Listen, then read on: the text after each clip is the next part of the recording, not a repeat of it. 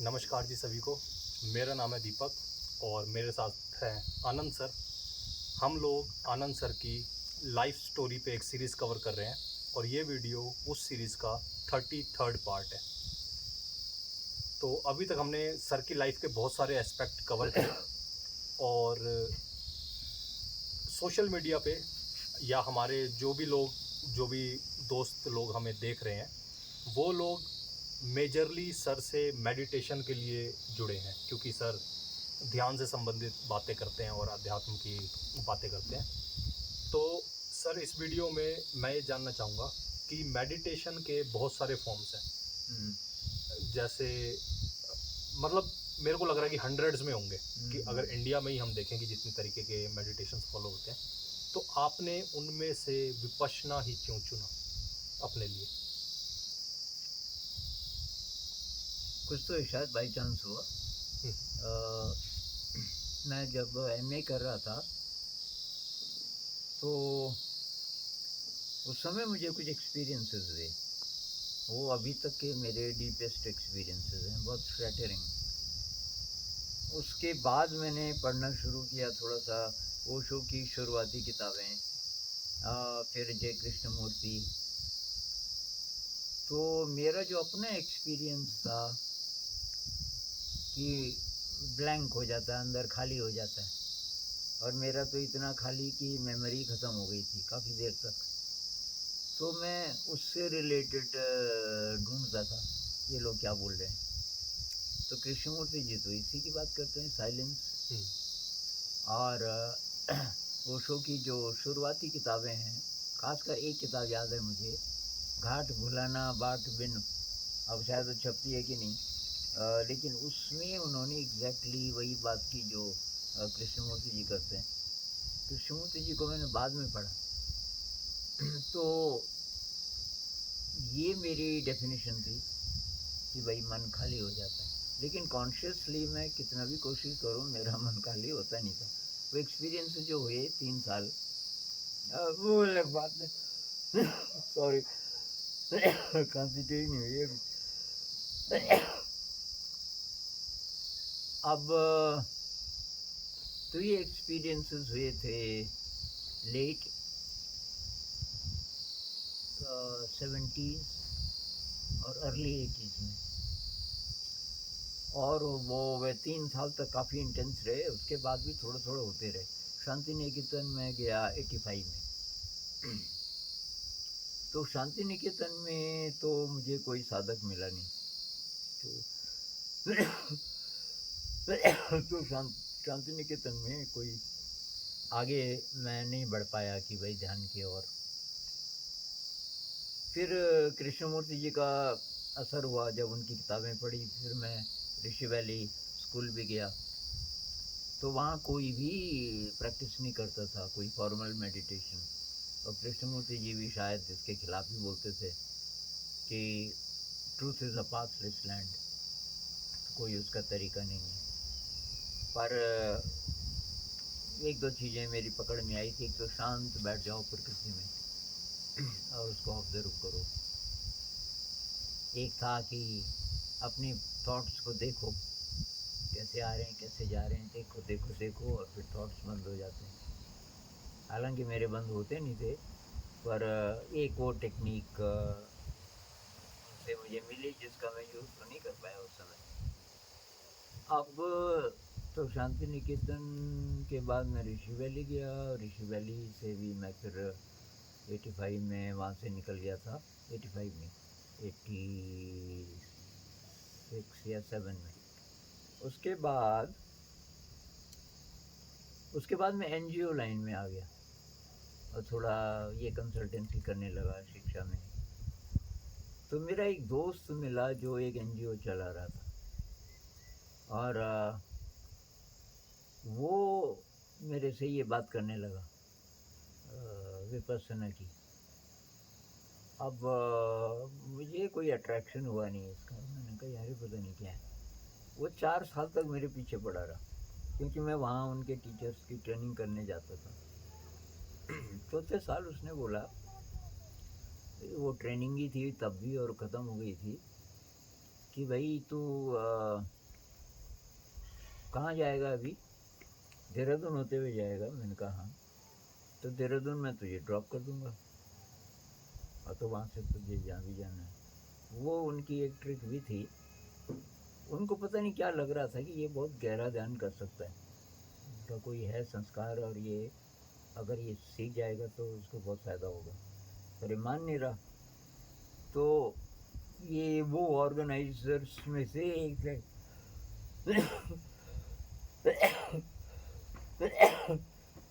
Sorry यार। तो वो ले गए मुझे देहरादून, और कि थोड़ा सा मेरा काम है एक जगह, तो वहाँ जहाँ ये विपස්සना का आयोजन हो रहा था वहाँ ले गया। वहाँ मैंने कुछ ऐसे लोग देखे जो जिनकी मैं बहुत रिस्पेक्ट करता था। उन्होंने भी मुझे देखा, भाई आनंद आ गया, ये तो बहुत गहरा साधक होगा। तो मैं उनसे कटूँ, क्योंकि मैं जिसके साथ आया था वो तो ध्यान कई सालों से इसी लाइन में था। अब मैं उनको बोलूँ कि मुझे नहीं पता ये क्या है, तो बोलेंगे कि अरे ये तो तेरा दोस्त है, इसने नहीं बताया तुझे। सवाल पूछेंगे तो मैं कटता रहा। फिर मैं सोचता रहा, यार अगले 10 दिन में क्या करने वाला हूँ, कुछ खास ऐसा था नहीं।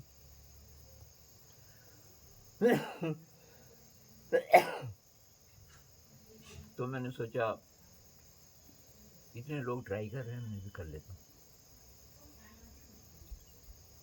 और वो मैंने किया तो मुझे लगा कि मुझे कमाल की चीज़ हाथ लग गई। क्योंकि वो जो संवेदना बोलते हैं ना, वो मेरे ख्याल से मुझे दूसरे ही दिन या दूसरे दिन के रात को मैं सो नहीं पाया। तो शरीर में वो वाइब्रेशन बहुत ज़्यादा। सुबह मैं परेशान होके गया आचार्य जी के पास।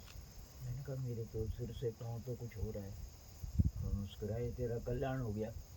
तो मैंने कहा कल्याण मतलब कि यही तो होना चाहिए। किसी किसी को पूरे 10 दिन में भी नहीं होता, इसी के लिए है कि ये सारा, उसको बोलते हैं संवेदना। आपके चौथे दिन आपको विपස්සना दी जाएगी। मैंने कहा वो क्या होता है? क्योंकि इंतजार कर उसमें कि शरीर पे ध्यान लगाते हैं, और लगाते लगाते फिर ये सेंसेशंस होते हैं। तो मैंने कहा नींद नहीं आई। तो हंसने लगा, योगी लोग कहाँ सोते हैं अभी, कुछ नहीं होगा तुझे, थकान बहुत थकान महसूस हो रही। मैंने कहा नहीं। हाँ तो बस कोई बात नहीं। तो वो अनुभव मेरा बहुत बढ़िया रहा पहले शिविर का। अब मेरा थोड़ा सा डाउट का भी है संस्कार। मैं हर चीज़ पे थोड़ा सा डाउट भी करता हूँ कि भाई ये जो करवा रहे हैं ये गोयनका जी, तो ये वही करवा रहे हैं जो बुद्ध ने बोला होगा। तब मुझे पता चला कि ये किताब है सतिपट्ठान सूत्र बुद्ध की, उस पर बेस्ड है। फिर मुझे कुछ लोग मिले, एक विपස්සना टीचर मिली जो बर्मा होके आई हुई थी। उसने बोला बहुत तरीके हैं इसके, ये एक तरीका है जो गोयनका जी ने बनाया, ये 10 दिन का कोर्स। अब मैंने जब वो पढ़ा सतिपट्ठान सूत्र, तो वहाँ तक तो ठीक है, कायानुपස්සना वेदनानुपස්සना। उसके बाद आता है चित्तानुपස්සना धम्मानुपස්සना, वो सब मन के बारे में है। जो कृष्णमूर्ति जी कहते हैं लगभग वही बात कि मन को देखो क्या आ रहा है क्या जा रहा है। वही मैंने कहा तो इसकी प्रैक्टिस तो कराते ही नहीं। तब मैंने पता चला कि ये सतिपट्ठान सूत्र को लेके एक 7 दिन का भी कोर्स होता है। तो मैंने वो भी किया, उसका नाम भी है सतिपट्ठान। तो वो किया, उसमें भी वो पढ़ तो देते हैं उसको, लेकिन वो बार बार बोलते हैं कि भी कोई भी विचार आता है तो संवेदना बनता है। तो आप संवेदना को देख रहे हो तो बस हो गया काम, विचार को क्यों देखना। मैं कन्विंस्ड नहीं था। मैंने कहा ऐसा अगर होता तो फिर ये तो बहुत सारे लोग, फिर विज्ञान भैरव तंत्र मिला मुझे, उसमें मैंने देखा और भी विधियाँ हैं बहुत सारी। फिर किसी ने बोला ये हीनयान बुद्धिज्म का है, ये जो विपश्यना। विपश्यना। और इसके बाद इस पर तो बहुत काम हुआ, और महायान वालों ने और भी तरीके निकाले। तो बुद्ध थे, एनलाइटन थे, कितने भी बड़े थे, लेकिन एक तो उनके पूरे सूत्र हमारे पास नहीं है। एक ही है, हम्म। सतीपट्टनम सूत्र। किसी ने बोला बुद्ध ने तो कम से कम 1000 टेक्निक्स बताई होंगी। तो मैंने कहा वो और कहाँ मिलेंगी, कि अब ये कहना मुश्किल है। फिर तब ये विज्ञान भैरव तंत्र, तब मैं रिसर्च में लग गया कि क्या क्या विधियाँ हैं वगैरह वगैरह। और विज्ञान भैरव तंत्र में कुछ इससे रिलेटेड भी हैं। ये जो काम वासना है, ये जो अट्रैक्शन है स्त्री पुरुष का, इसको कैसे मेडिटेशन में मददगार बने और तब वासना से आप फ्री भी हो सकते हैं। ऐसे कुछ कुछ थीम्स और जगह भी मुझे मिले। अब वो मेरी ज़िंदगी का ऐसा समय था कि मेरे अंदर भी बहुत था ये अट्रैक्शन का, लेकिन मैं इससे बचना भी चाह रहा था, क्योंकि मैं समझ गया था कि मेरा रास्ता तो साधना का ही है। तो मैं क्या करूं, उस अट्रैक्शन का क्या करूं? तो ये सारा चला। कुछ मेरे व्यक्तिगत ज़िंदगी में भी बहुत उथल पुथल हुए, और एक दौर ऐसा आया कि मुझे हर चीज़ से वैराग्य सा होने लगा। जो क्रिएटिविटी से जुड़ी चीज़ें थी वो सब मैंने छोड़ दी, और ये ध्यान ही ज़्यादा करने लगा। और खाना भी बहुत कम खाता था, बीमार हुआ फिर। तो खैर मेरे ख्याल से 2002 में मैंने फिर ये विपश्यना कोर्स करता। मैं अपने ही ढंग से था, मैं मन को भी देखता था साथ साथ, लेकिन वहाँ वो स्पेस मिलता है, कोई आपको डिस्टर्ब नहीं कर रहा है, ऐसी जगह मुझे और मिली नहीं। तो मैं वही करता गया 6 महीने, और ज़्यादा इंटेंस हो गया वो। 6 महीने एक सेंटर से दूसरे सेंटर, तो तुरंत अगर ये बैठने वाला नहीं भी किया तो मैं सेवा करता था। पर सेवा में भी मेरा वही था, चलते फिरते कुछ भी करते बहुत इंटेंस। तो मेरा शरीर शायद संभाल नहीं पाया। तो उसके बाद में गया मैं किसी विपश्यना केंद्र, और तब मैंने शरीर को छोड़ दिया। उसके बाद मैं विचार को देखता था तो वो ठीक रहता था, शरीर को मैं देखने लगूँ तो मैं संभाल नहीं पाता था। तो ये सब चला। उसके बाद ये शुरू हुआ एपीवी। तो एपीवी में फिज़िकल एक्शन भी बहुत था, फिज़िकली मैं बहुत काम करता था जानबूझ के भी, उसी एनर्जी को शायद इधर भी चैनलाइज करने के लिए। और क्रिएटिविटी यहाँ बहुत थी। और मेडिटेशन की 2 सिटिंग्स हम करते ही करते थे। कोई प्रॉब्लम हो जाए तो मैं बैठ जाता था और ध्यान ही करता था, कभी कभी पूरी रात भी। तो बाकी जो आजकल लोग कर रहे हैं, ये मुझे बहुत बाद में पता चला। आजकल जो और गुरु लोग सिखा रहे हैं, और कुछ लोग यहाँ पे ध्यान लगाते हैं, और कुछ लोग मंत्र का जाप करते हैं ये। पर जब मुझे पता भी चला, अगर तब भी पता चल गया होता तो मैं शायद न करता। इनके लिए मेरा आकर्षण नहीं है। अब ये मुझे विपश्यना अच्छा इसलिए लगा, एक तो शरीर इससे ठीक मुझे लगा कि मेरा ठीक हो रहा है, एक प्रकार की दवाई शरीर के भी लिए। और एनर्जी बहुत ज़्यादा, एनर्जी यहाँ चाहिए ही थी। तो मुझे वो भी लगा कि वो भी इससे बहुत ज़्यादा मिल रही है। और यहाँ जो परिवेश था वो ऐसा था कि दुनिया से आप चाहो तो बिल्कुल कट के रह सकते हो, जो मैंने किया भी। तो ये रहा मुख्य रूप से। ओके। आपने बोला कि उस टाइम पे आपने 6 महीने विपश्यना करा तो शायद बॉडी उसे झेल नहीं पाई, और आपने ये बात बोली कि जब जब मैं शरीर पर ध्यान लगाता था तो वो ज़्यादा मतलब ऐसे सेंसेशंस हो जाती थी। तो उसे थोड़ा और इलेबोरेट कर सकते हैं कि वो क्या? तो वो जो पतंजलि जी ने बाद में डेवलप किया ना, शायद बुद्ध के बाद ही आए होंगे, और उसमें वो यम नियम आसन प्राणायाम इत्यादि इत्यादि, मेरे ख्याल से इसलिए भी कि शरीर को तैयार करो पहले। शरीर आपका स्ट्रांग होना चाहिए, नर्वस सिस्टम अच्छा होना चाहिए, आप इमोशनली एकदम स्टेबल पीसफुल होने चाहिए। पतंजलि जी की कंडीशन है। और कुछ कुछ कृष्णमूर्ति जी भी ऐसा बोलते हैं कि भाई आनंद की स्थिति, जीवन में आनंद है, परमात्मा पे पूरा विश्वास है 100%। तो ये जो 2 कंडीशंस, आनंद तो तब होगा ना जब तृष्णा नहीं होगी। मतलब आपको बात समझ आ गई, आ चुकी है। अब पतंजलि जी जो बोलते हैं कि किसी ऑब्जेक्ट पे ध्यान लगाओ, वो ये नहीं कहते कि आंखें बंद रखो कि खोलो, और वो ऑब्जेक्ट इमेजिनेशन का है कि रियल है, ये नहीं बोलते वो। लेकिन वो काफ़ी एडवांस्ड है।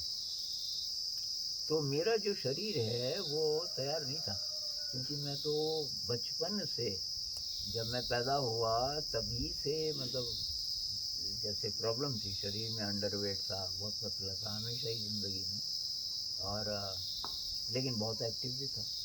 और असंभव फिज़िकली इम्पॉसिबल चीज़ें हॉस्टल में कोई जिसके लिए तैयार नहीं है कि एक बिल्डिंग से दूसरी बिल्डिंग में छलांग लगानी है कई मंजिला, और डिस्टेंस बहुत ज़्यादा नहीं है, 6 फीट के करीब होगा।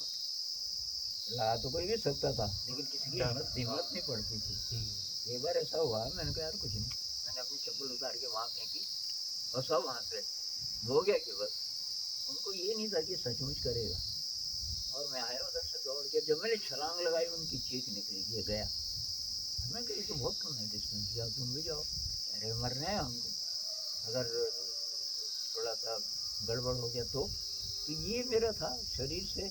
यहाँ मैंने 10-10 घंटे कई दिन काम किया होगा फिजिकल, चट्टानों को तोड़ना, वो दीवारें बनाना वगैरह वगैरह, तो वो भी रहा।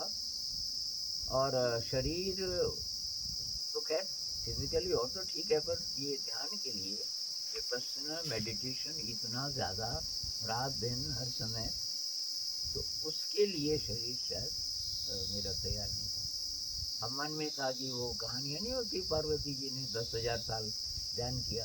मैंने कहा ये 10,000 मेटाफर होगा, और मतलब यही होगा कि दिन रात कुछ साल यही होगा। तो मैं तो उतना कहाँ कर रहा हूँ, पर तब शरीर आपका। दूसरी बात, इमोशनली स्टेबल नहीं था मैं उस समय। मेरे अंदर बहुत उथल पुथल थी, इमोशंस, नेगेटिव इमोशंस बहुत आते थे। ये तो इसलिए हुआ। नेगेटिव इमोशंस किस टर्म्स में, मतलब एंगर, हाँ फ्रस्ट्रेशन? हाँ, मतलब मैं ये बहुत पेशेंस कम थी। कोई ऐसा आदमी आ गया जो मुझे पसंद नहीं है बात करने के लिए, तो मैं कैसे न कैसे करके कट जाता था। तो ये गुस्सा बहुत आ जाता था। वो तो यहाँ भी चलता रहा। ये प्रोग्राम जब शुरू हुआ तो कोई गड़बड़ कर रहा है तो मतलब पेशेंस नहीं थी, मैं सीधे बरस जाता था उस पर। जोर से तो मैं अभी बोल देता हूँ, पर अब वो नाटक होता है, तो वो एक्चुअली नहीं होता। ये फ़र्क आ गया। लेकिन पहले वो मेरे को प्रभावित कर देता था। मैंने कुछ बोला गुस्से में, अब बोल तो दिया, उसके तुरंत बाद ख्याल आता था कि यार देर हो गई, मुझे रोकना चाहिए था इसको। तो उस पर क्या हुआ होगा पता नहीं, मेरे पे इसका असर होता था बहुत ज़्यादा। तो ये चलता, नेगेटिव इमोशन भी था। और मेरा जो शरीर है उतना स्ट्रांग नहीं था, मेरा नर्वस सिस्टम, जितना कि मैं साधना कर रहा था, तो शायद वो इसलिए। लेकिन बहुत स्कैरी था वो, बहुत स्कैरी था। मैंने कुंडली लगाई, मैंने कहा अगर मैं मर गया तो इनको दरवाज़ा नहीं तोड़ना पड़ेगा। हालांकि मैं यार मरना तो नहीं चाहिए मुझे, मरूंगा तो नहीं मेरे ख्याल से, लेकिन इतना ज़्यादा, तो उसमें से मैं गुजरा। अभी कुछ कुछ कमेंट्स आते हैं, किसी किसी की हालत ऐसी है ऐसी। तो मैं उनको बोलता हूँ ये एक फेज़ है, ये पास हो जाता है, ये परीक्षा है आपकी। और कुछ लोग यहाँ पे ध्यान लगाते हैं, इसके लिए तो बहुत तैयारी चाहिए पहले से, तो फिर गड़बड़ होनी है। तो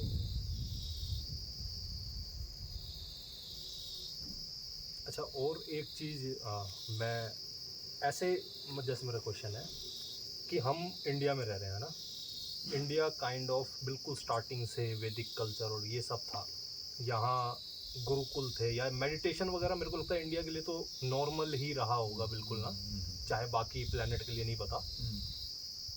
तो आपको क्या लगता है कि इतने टाइम में ऐसा कैसे हो गया कि अब ये चीज़ बिल्कुल ही स्ट्रेंज है? जैसे आप, हमारी भी, मेरे ग्रैंड पेरेंट्स की जनरेशन के आप, काइंड ऑफ, है ना? तो उस टाइम पे भी जब इतनी ज़्यादा टेक्नोलॉजी भी नहीं थी, तब भी आपको कोई ध्यान वाला नहीं मिला अपने आसपास? ये ध्यान अब तो अभी इसलिए बढ़ रहा है कि ये आया ना, ये इंटरनेट वगैरह, तो इसमें बहुत सारी चीज़ें मिल जाती हैं, और जो आप ढूँढना चाहें। एक तो ये नहीं था, 20 साल पहले भी नहीं था। और तो मेरे ज़माने में अब हमको कहाँ से सूचना मिलनी थी ना, एक तो हमारे पास उन दिनों बस ये था ओशो, मतलब ओशो का बहुत नाम था, तो ये क्या बोल रहा है, और वो उनका बोलने का जो तरीका है वो बहुत कमाल का है, कहानी कहानी में बहुत शानदार। तो वो सोर्सेस थे, फिर उसमें कंट्राडिक्शन, कभी वो कुछ बोलते हैं कभी कुछ बोलते हैं। तो एक्चुअली क्या है, तो अब कृष्णमूर्ति जी जो बोल रहे थे वो पहले पहले समझ आना मुश्किल। मैं जिस फेज में था समझ आ भी गया, तो वो अब थॉट्स को देखो तो मेरे तो रुकते नहीं थे, तो वो भी मेरे काम का नहीं था उनका मेथड। तो अब ये सूचना ही नहीं मिलेगी तो आदमी बढ़ेगा कैसे। मुझे एक तो पिताजी ने जो संस्कार दिए थे, पिताजी की कहानियों में विश्वास बार बार, ये ध्यान का तो शायद उन्हें पता नहीं था, पर विश्वास 100%। कुछ भी हो जाए उनका ये रहता था कि कोई बात नहीं, जो होगा ठीक होगा। तो ये मेरे अंदर शायद, हो सकता है पिछले जन्म से हो, लेकिन इस जन्म में ये पिताजी का, जैसे माँ घबरा जाती थी, कोई कोई ऐसा टाइम है डिफ़िकल्ट, माँ घबरा जाती, पिताजी को कुछ नहीं होता, वही कहते हैं अरे यार जो होगा वो होगा, सब ठीक होगा, चिंता क्यों कर रही है। एक तो वो था। फिर पिताजी की डेथ हो गई जब मैं 10th में था। मेरे ख्याल से एक वो बहुत बड़ा वैक्यूम रहा कुछ साल मेरी ज़िंदगी में, और इसलिए भी मैं बीमार हुआ। उससे पहले मैं गांव जाता था, माँ से तो इमोशनल अटैचमेंट था इसलिए जाता था, लेकिन पिताजी मेरे लिए एक सिंबल थे विजडम का, तो वो चले गए। और फिर ये पढ़ाई मुझे एकदम बेकार लगी, नीरस, साइंस का भी स्टूडेंट था, कोई दोस्त भी नहीं बना पाया मैं वहाँ। ये तो माँ बहन की गालियों में बात करते थे, उनके लिए साधारण बात है, मेरे लिए बहुत शॉकिंग था। मैंने कहा यार ये क्या कर रहे हैं, ये कोई तरीका थोड़ी है। तो मैंने एक लेबल लगा दिया कि ये हरियाणवी पंजाबी जिस में जो बोलते हैं, तो ये मतलब गड़बड़ लोग हैं, तो ये तो इनकी भाषा ही ठीक नहीं है। बाद में मुझे मिले अच्छे दोस्त मिले बहुत बाद में। अब बाद में शायद आप एक बता रहे थे कि मतलब किसी ने आपको कोई गुरबाणी सुनाई, तब आपका वो मुझे परसेप्शन बदला। 11 साल हो गए थे, उसके हाँ। बाद लेक्चरशिप मिली एक कॉलेज में, हम्म, तो वहाँ की जो लाइब्रेरियन थी बहुत रिलीजियस, तो लाइब्रेरियन ने एक दिन मुझे पूछा, वो जो लंच ब्रेक में वो घर से खाना लाती थी, और मैं अगर दिख गया तो मुझे बुलाती थी कि आनंद जी रोटी खाओगे, अब इतने प्यार से बोलती थी तो मैं चला ही जाता था कि थोड़ा सा दे दो। ऊपर कैंटीन थी, वहाँ से चाय मंगाते थे। तो फिर उसने कहा आपको तो संगीत का शौक है, मैंने कहा हाँ। कि गुरबाणी सुनी आपने? अच्छा। और वो पंजाबी, इतना स्वीट पंजाबी बोलती थी, पहली बार मुझे लगा यार ये भाषा तो बहुत अच्छी है। तो मैंने कहा नहीं, क्या आपका कमरा है? तो मेरा कमरा वहाँ गुरुद्वारे के ही पास था, एक बहुत बड़ा गुरुद्वारा उस शहर में, और वहाँ गुरबाणी अक्सर होती थी। फिर वो गुरु नानक जी के कुछ कुछ ये सुनाती थी, पहले पंजाबी में फिर ट्रांसलेट करती थी। क्या आप 11 साल में? तो मैंने कहा यार मुझे तो ये डेफिनेशन बन गई थी दिमाग में मेरे कि ये भाषा ख़राब है, क्योंकि ये बोलने वाले जितने मुझे मिले, आपके कॉलेज के लड़के मिले आपको, और भी मिला कोई? मैंने कहा और तो कोई नहीं मिला। कोई भाषा ख़राब नहीं होती। और तो उसके बाद मैंने पंजाबी सीखनी शुरू की। ओके। हाँ, थोड़ा बहुत मैं सीख गया था, थोड़ा पढ़ता मैं, तो लेकिन फिर शांति निकेतन चला गया तो छूट गया। तो ये था। और सर इस हाँ, एक चीज़ मैं ये बोलूँगा, जैसे ये कमेंट बहुत सारे लोगों का आता है कि जैसे वो मेडिटेशन स्टार्ट करना चाहते हैं तो वो पूछते रहते हैं कि हम कहाँ से स्टार्ट करें। लोगों के माइंड में शायद पैटर्न बना हुआ है कि मतलब मैंने बहुत कमेंट ऐसे भी देखे लोगों के, वो बोलते हैं कि कुछ साल ये करो, फिर कुछ साल ये करो, फिर कुछ साल ये करो, मतलब उन्होंने कुछ लेवल्स बनाए हुए हैं माइंड में या स्टेजेस। और शायद इसी वजह से बहुत लोग परेशान रहते हैं कि हाँ भाई एग्जैक्ट करना क्या है। कोई मतलब बहुत लोग चाह रहे हैं बस कोई एक विधि मिल जाए जो पार लगाए या हेल्प करे। तो इस मतलब ऐसे लोगों को आप क्या बोलेंगे? मेरे हिसाब से तो विपස්සना परफेक्ट विधि है, क्योंकि ये शुरू करती है एकदम बेसिक से कि भाई सांस की अवेयरनेस, तो ये तो कोई भी कर सकता है। सांस अंदर जा रही है, बाहर निकल रही है, नेचुरल ब्रेथ, उसको महसूस करो, आनापानसति जिसको बोलते हैं। अच्छा, इसे थोड़ा और एडवांस करना है तो शरीर को भी महसूस करो। हम महसूस करने लगते हैं, शरीर की अवेयरनेस बढ़ती है धीरे धीरे धीरे। अभी साइंटिस्ट कह रहे हैं कि आपका अनकॉन्शियस ब्रेन पूरे शरीर में फैला है, तो यहाँ से ये और भी ज़्यादा साइंटिफिक लगने लगता है। भाई शरीर पे भी ध्यान दिया जाए तो आप अपने अनकॉन्शियस माइंड के साथ भी काम कर रहे हैं। तो ये तो सिंपल हो गया, सांस को महसूस करो, शरीर को महसूस करो। अब आप और एडवांस जाना चाहते हैं तो ये जो मन को महसूस करो, मन में क्या चल रहा है, ये भी है उसमें सतिपट्टन सूत्र में। तो प्रैक्टिस खुद ही करनी पड़ेगी इसके लिए। कहीं कोई सेंटर में करवाएगा ऐसा मुझे पता नहीं। तो विपස්සना में मेरे ख्याल से बहुत प्रकार की टेक्निक्स आ जाती हैं, देखा जाए तो उस पर बेस्ड जो आजकल लोग करा रहे हैं। और मैंने उसके लाइव 20 से ज़्यादा वीडियोस बनाए हुए हैं। कुछ दिन मैंने लाइव किया तो कोई 10 मिनट का भी होगा, लेकिन एक 39 मिनट्स का भी है, क्या पता कोई उससे भी लंबे हों। तो वो लोग एक्सप्लोर करके शुरुआत कर सकते हैं। ये 10 दिन के कोर्सेज होते हैं। भारत में 100 से ज़्यादा शहरों में उनके सेंटर हैं 10 दिन के, और फ्री होता है, वो भी कर सकते हैं। तो मेरे ख्याल से शुरुआत विपස්සना से कर सकते हैं। और ये जो मन में रहता है ना कि मुझे निर्वाण की प्राप्ति करनी है, मोक्ष की प्राप्ति करनी है, इसको फिलहाल एक तरफ रख दें। ये तो जो होगा वो होगा, छोड़ना पड़ेगा आपको। और इसके लिए ना करें कि कुछ पकड़ना है कुछ। एग्जैक्टली। हाँ, सिर्फ हम मन को ज़रा स्टेबल करने के लिए ये अच्छी टेक्निक है।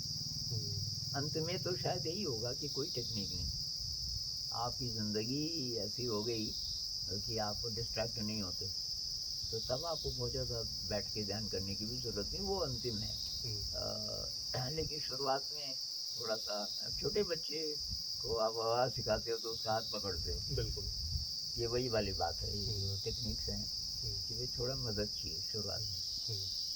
अच्छा, बहुत सारे लोग जैसे आप तक पहुंचते हैं, वो ऑलरेडी मान लो कोई प्रैक्टिस कर रहे होते हैं, हो सकता है कि वो 2-3 साल से कर रहे हैं, बट इस रास्ते क्योंकि कोई परफेक्ट डेफिनेशन नहीं है ना क्योंकि कि आपको ऐसा एक्सपीरियंस हो रहा है तो आप यहाँ तक पहुँच गए, ऐसा एक्सपीरियंस होता है यहाँ तक, तो कन्फ्यूजन में रहते हैं।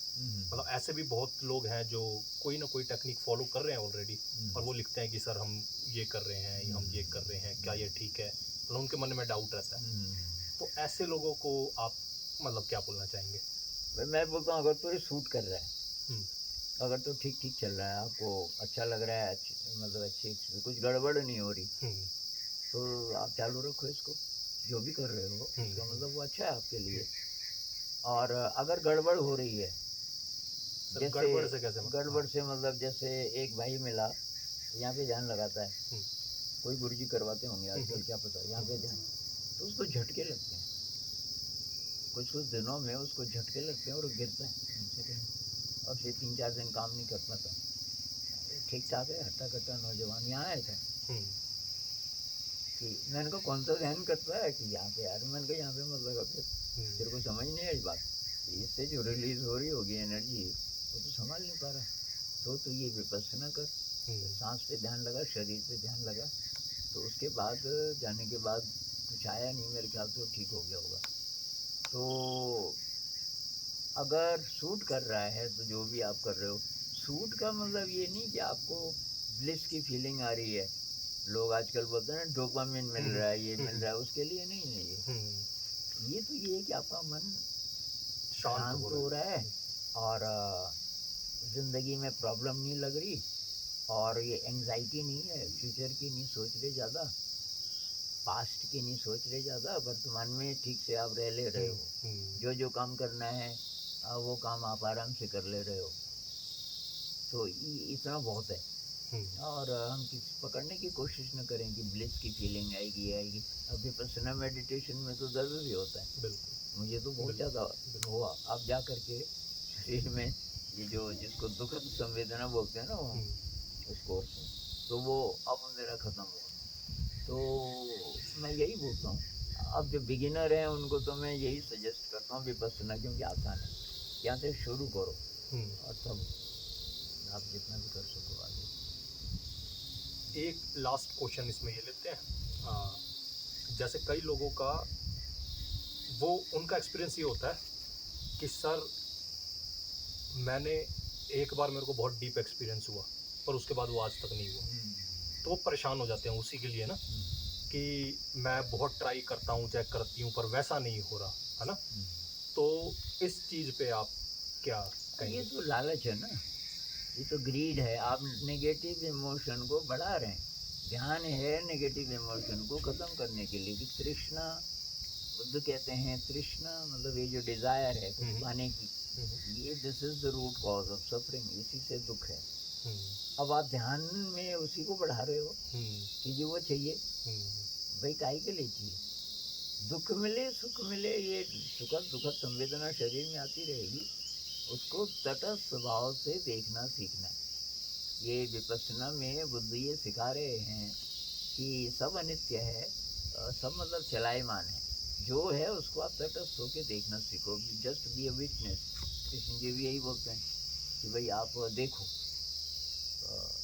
तो वो भी पस मतलब देखो, विपश्यना यहीं से आया, केवल देखो, उसको इवैल्यूएट मत करो।